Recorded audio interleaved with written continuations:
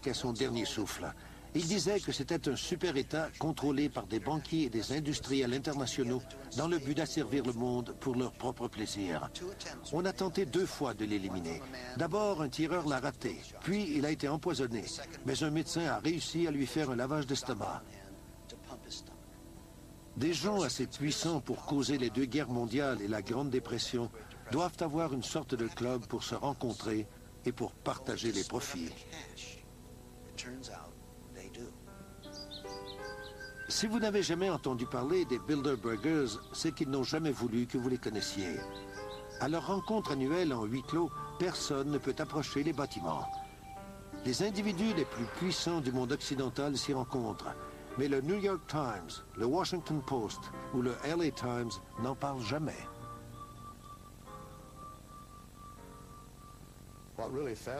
Ce blackout de la presse américaine me fascine. Depuis plus de 20 ans, je vais au Press Club chaque jour.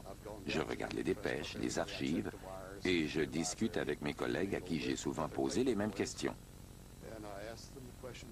Pourquoi lorsque 120 vedettes de cinéma ou 120 joueurs de football se rencontrent en secret dans un lieu retiré pendant 3 jours, faites-vous des pieds et des mains pour découvrir ce qui se passe?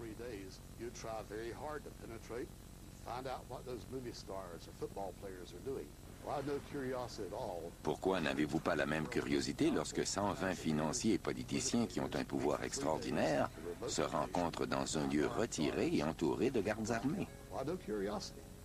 La sécurité est importante mais discrète. Qu'arriverait-il si quelqu'un essayait de se faufiler à travers ces arbres? Je l'ignore, mais je n'oserais pas l'essayer. Ce qui transpire de ces rencontres est incroyable. Ils planifient un nouvel ordre mondial pour renforcer leur pouvoir politique et économique au plus haut niveau. Et les médias, que j'appelle leurs chiens de poche, contrairement à ce que l'on pourrait penser, ne vont pas se battre pour la liberté de presse, pour des audiences publiques ou pour l'accès à l'information. Le silence est assourdissant.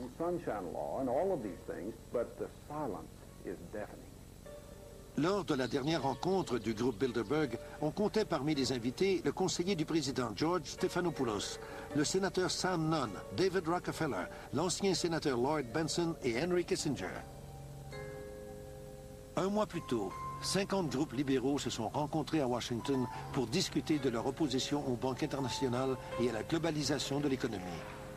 En réaction à cette rencontre, les Bilderbergers discutent du rôle des libéraux dans les organisations. Le mouvement séparatiste au Canada est aussi à l'agenda. Ils analysent comment les provinces fragmentées de ce pays pourraient être absorbées par les États-Unis.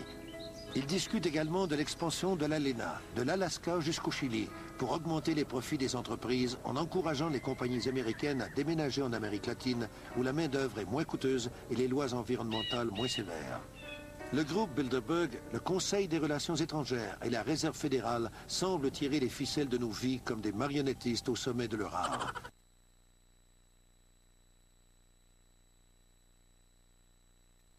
Le nouvel ordre mondial ont parmi leurs priorités la libre circulation des capitaux et des biens entre les nations.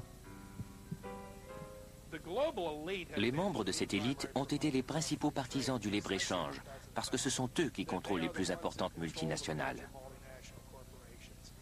Ce sont ces gens qui veulent fabriquer des téléviseurs à Mexico et qui vont appauvrir les pays du tiers-monde en traitant les travailleurs comme des esclaves pour tirer un plus grand profit de la vente de ces produits aux États-Unis. Les principaux médias de ce pays nous racontent que ces liens avec l'élite internationale ne sont que temporaires et que tout cela est bon pour l'Amérique. Mais rien de tout cela n'est bon pour nous. Regardez les gens qui perdent leurs emplois, les familles qui souffrent. Les coupables sont les groupes comme le Bilderberg, la Commission trilatérale et la Réserve fédérale. Ce sont les membres de cette élite qui en tirent profit, pas les citoyens américains.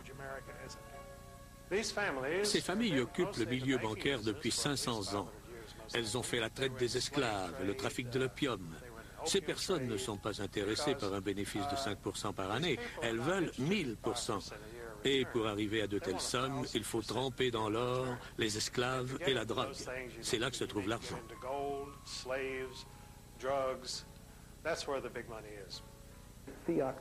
Nous avons une monnaie fiduciaire, c'est-à-dire qu'elle n'a aucune valeur intrinsèque. En d'autres mots, elle n'est garantie que par la confiance dans le crédit de celui qui imprime la monnaie. Si c'est une banque qui crée la monnaie, alors votre confiance est placée dans leur habileté à garder la valeur de cette monnaie à un niveau acceptable par tous.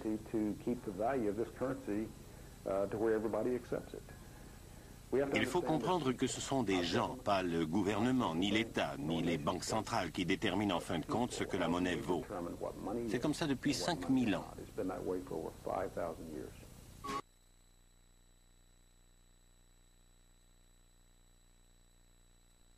Andrew Jackson, William Jennings Bryan et le père Charles Coughlin ont assez de courage pour dénoncer les faits.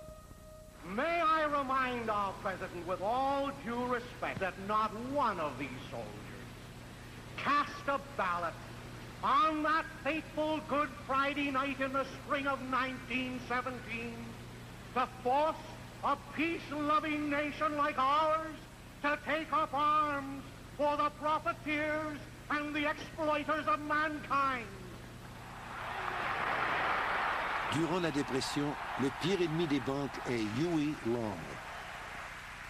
We've tried the Republican Party, we've tried the Democratic Party, then we've gone back and tried the Republican Party, and now we're back trying the Democratic Party. And unfortunately, whenever we get into power with either one of these parties, we find that the one crying need of our people, the redistribution of wealth, so that none would be too poor and none would be too rich, is always neglected by the party that is in power. How many men ever went to a barbecue and would let one man take off the table what's intended for 9/10 of the people to eat?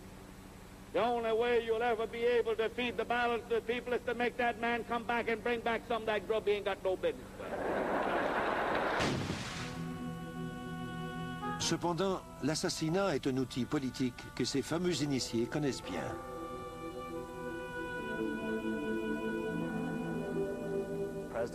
Prenons l'exemple du président Jackson, qui était le principal opposant à une banque centrale privée à cette époque. Un assassin s'est présenté devant lui et lui a mis 2 pistolets sur le ventre.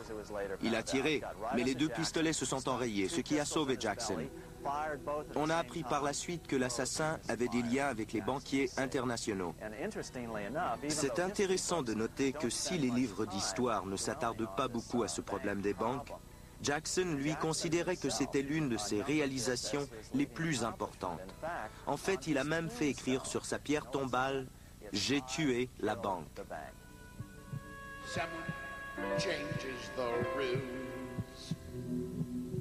Après la guerre civile américaine, le chancelier allemand Otto von Bismarck fait la déclaration suivante. La division des États-Unis a été orchestrée par les pouvoirs financiers d'Europe.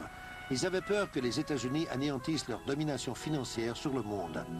Ils voyaient un grand avantage à faire affaire avec 2 démocraties affaiblies par leurs dettes plutôt qu'à une république forte et indépendante. Abraham Lincoln est conscient de cela et fait tout en son pouvoir pour préserver l'Union. Mais pour y arriver, il a besoin d'argent, de beaucoup d'argent.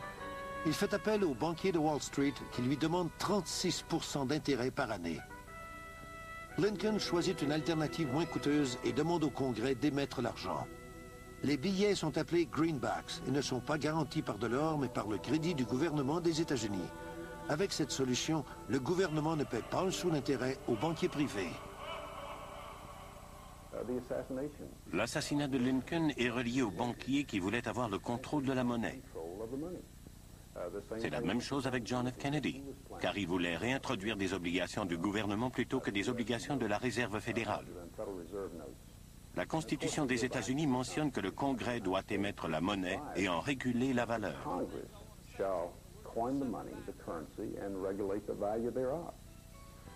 Si vous demandez aux gens sur la rue qui émet la monnaie, ils vont vous répondre que c'est le gouvernement. C'est la raison pour laquelle tout ce mensonge fonctionne. Les gens savent intuitivement que c'est le gouvernement qui devrait émettre la monnaie. La Réserve fédérale n'est pas fédérale et n'a pas vraiment de réserve. Dans l'annuaire téléphonique, vous ne la trouverez pas dans les pages bleues du gouvernement. Elle est citée dans la section Affaires.